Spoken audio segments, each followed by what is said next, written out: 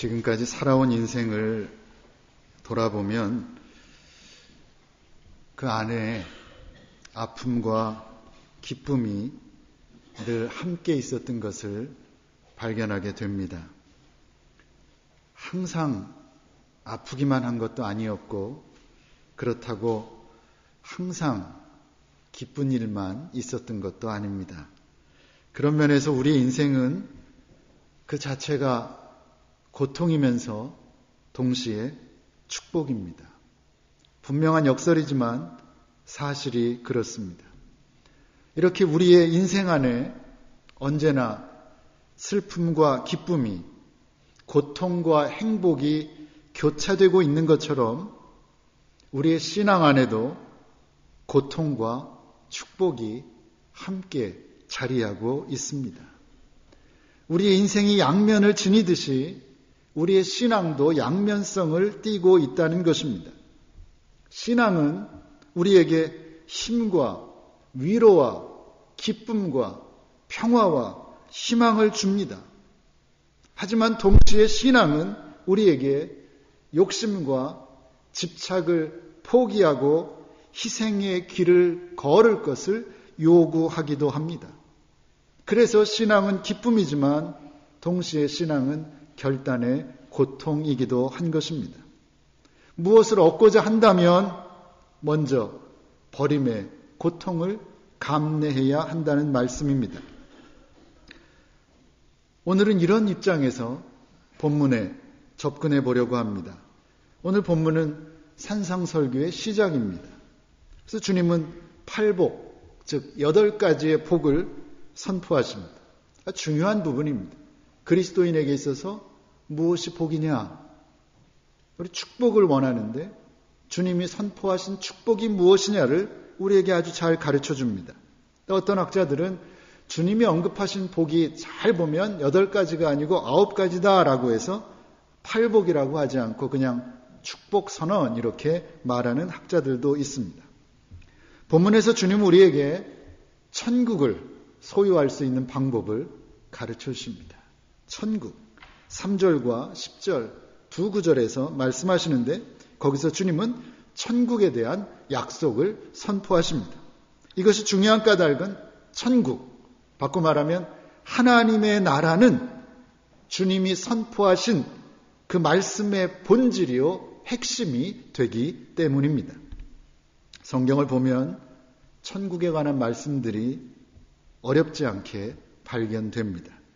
고린도후서 5장 1절 보면 만일 땅에 있는 우리의 장막집이 무너지면 하나님께서 지으신 집, 곧 손으로 지은 것이 아니요 하늘에 있는 영원한 집이 우리에게 있는 줄 안다. 그렇게 말씀했습니다.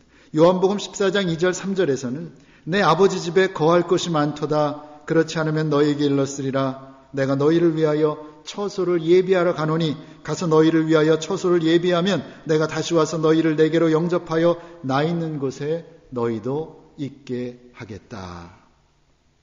하늘에 우리를 위해 예비된 영원한 집, 하나님께서 지으신 하나님의 집이 있다는 말씀입니다. 조금만 더 구체적으로 그곳에 대해 알고 싶습니다. 요한계시록에서 조금 더 알려줍니다. 요한계시록 21장입니다. 또 내가 새 하늘과 새 땅을 보니 처음 하늘과 처음 땅이 없어졌고 바다도 다시 있지 아니하니라.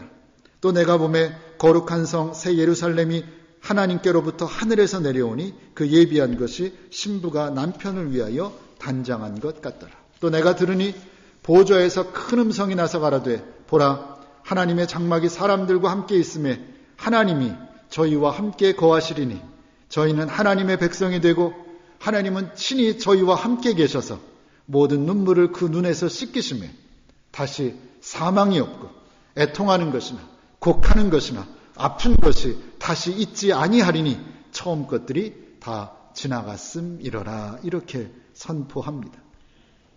천국 어떤 곳인가? 하나님이 친히 함께 하시는 것이다.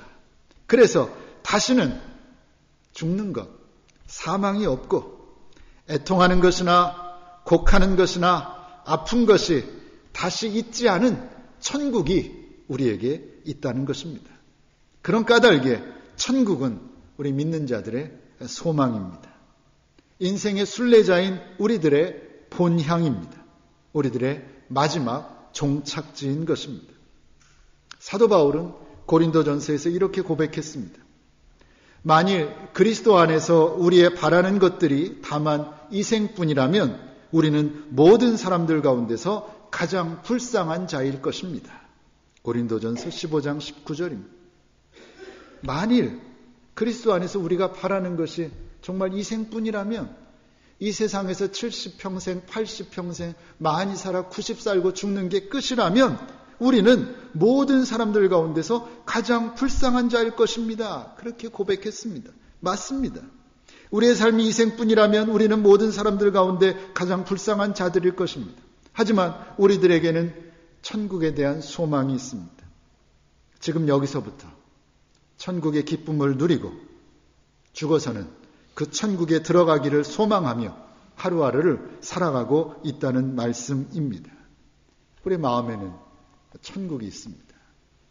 천국을 소망하며 살아갑니다. 그래서 어떤 면에서는 죽음을 두려워하지 않습니다.